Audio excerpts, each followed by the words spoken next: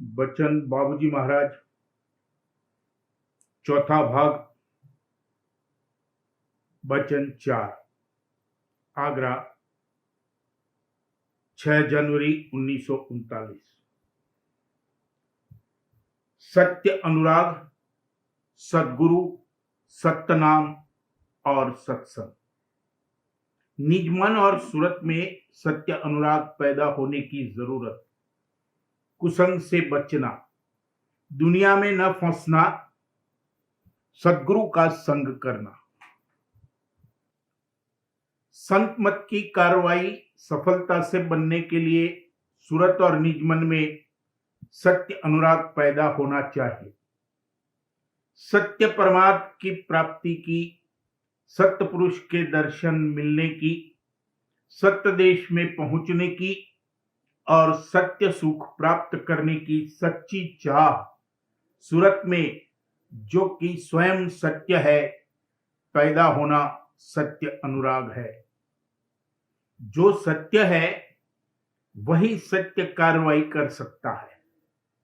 असत्य और झूठे से झूठी कार्रवाई बनेगी। सत्य वो है जो हमेशा कायम रहे। सत्य का अभाव और विनाश नहीं है। असत्य और झूठा वह है जो हमेशा कायम नहीं रह सके। असत्य का अभाव और विनाश होता है। तन तो बहुत ही असत्य है, मन भी असत्य है। इनमें जो चाह या चीज पैदा होगी वो हमेशा कायम नहीं रहेगी। देर अवेर उसकी मृत्यु हो जाएगी। इसलिए ये कहा गया कि सत्य अनुराग उसमें पैदा हो जो सत्य है। सूरत सत्य पुरुष की अंश, सत्य और अजर अमर है। इसलिए सत्य परमार्थ की सच्ची चाह अंतर के अंतर्गत सूरत में घस कर बस जानी चाहिए। पिंडी मन, यानी जो पिंड में कार्रवाई कर रहा है, मलिन है। पिंड देश में पिंडी मन सूरत पर गालिब है, यानी इस देश में सत्य पर असत्य गालिब है। इसलिए पिंड में सत्य परमार्थ की कोई कार्रवाई या अभ्यास नहीं हो सकता। पिंडी मन की कार्रवाई का कोई एतबार और भरोसा नहीं है। ऊंचे घाट पर जो निजमन है, उसी का रूप इस घाट पर ये पिंडी मन है। मगर ऊंचे घाट के मन में नीचे घाट के मन की बनिस्बत ज्यादा निर्मलता, पवित्रता और सत्य का अंग है। जब तक सूरत मन के देश में है, बगैर मन को साथ लिए हुए परमार्थ की कोई कार्रवाई नहीं हो सकती। जहां तक मन का देश है, वहां तक मन साथ जाएगा और वहां जाकर छूट जाएगा। उसके आगे सूरत न्यारी और छड़ी होकर जाएगी। इसलिए मन का जो निर्मल से निर्मल रूप है और जिस पर सूरत गालिब है, उसमें यानी निज मन में परमार्थ की चाह पैदा होनी चाहिए।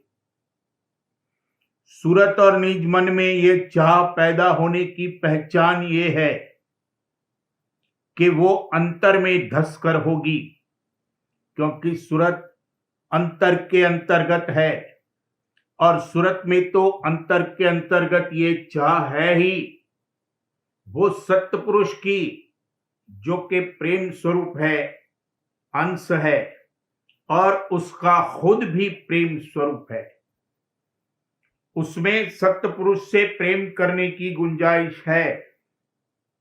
अगर न होती तो कोई नई थोड़े ही पैदा की जा सकती थी। उसको सिर्फ जगाना है, क्योंकि उस पर गिलाफ चढ़े हुए थे, जिसकी वजह से सत्य देश में इस कदर समूह नहीं बना सकती थी कि वहां के प्रेम आनंद का रस ले सके।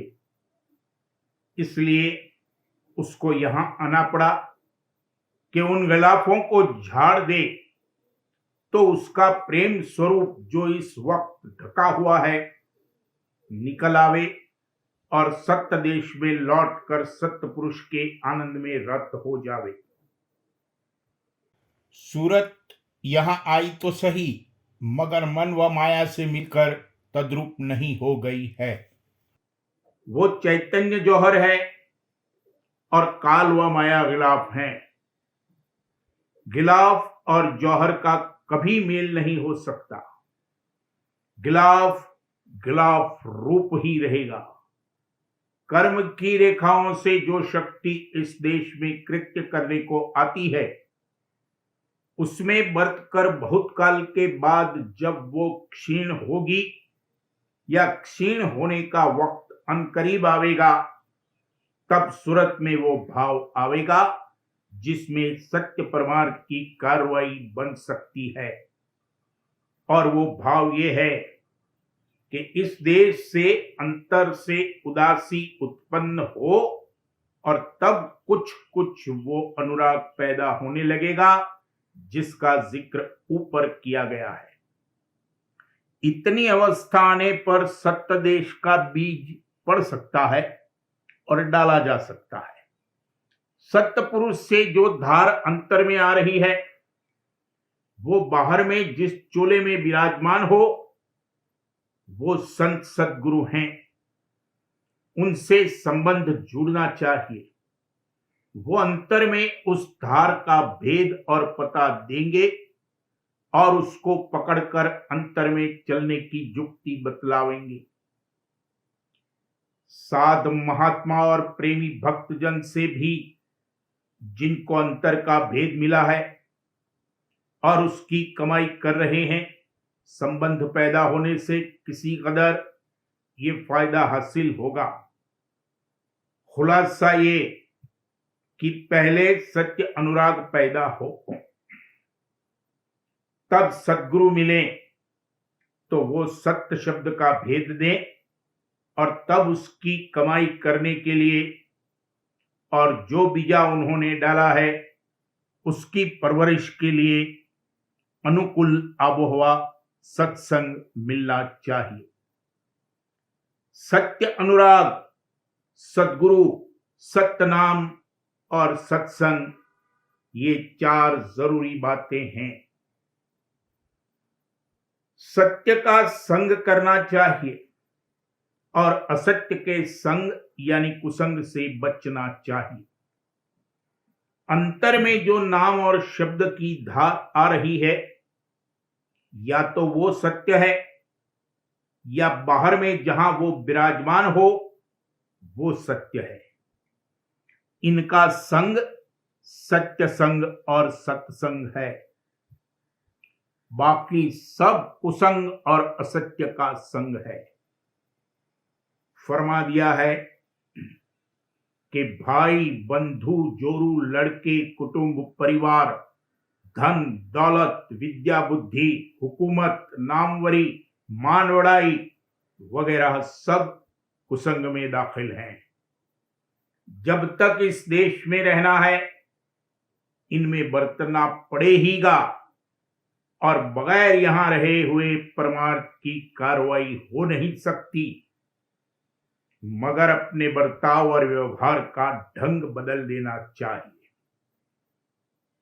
किसी की हक तलफी करके, किसी को तकलीफ और नुकसान पहुंचाकर, किसी पर ज्यादती और जुल्म करके गर्जे की नाजायज तौर पर कभी कोई चीज हासिल नहीं करनी चाहिए।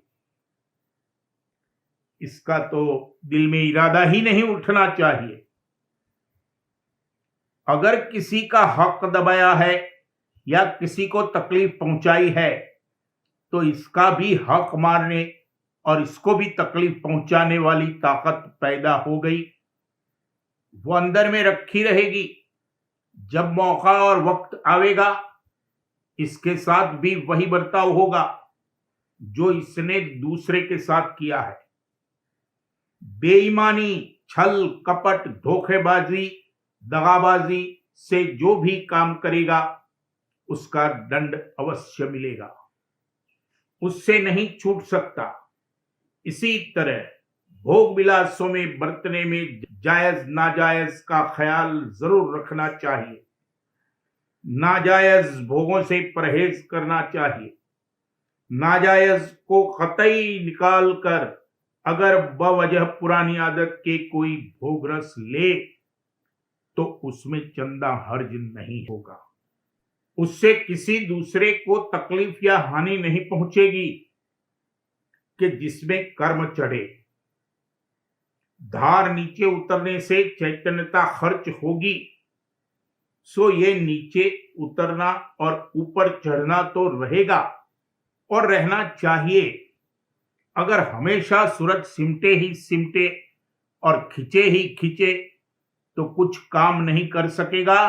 खाना पीना चलना फिरना नींद आना सब बंद हो जाएगा, खटिया पर पड़ जाएगा, मजूब की सी हालत हो जाएगी और आगे की तरक्की और चाल रुक जाएगी। इत्दाल के साथ सब काम कर सकता है, भोग भी भोग सकता है, बशर्ते कि अपने सद्गुरु स्वामी को न भूले और अपना शीश मालिक के चरणों में दिए रहे। मालिक को भूलकर और बिसर कर जो कृत्य करेगा वो सूरत को उतार कर नीचे ले जाएगा और परमार्थ में हर्ज करेगा। दुनिया को भोगो मगर उसको अपने ऊपर सवार मत होने दो। तुम दुनिया पर सवार होकर यहां रहो तो दुनिया तुम्हारा कुछ नहीं बिगाड़ सकती।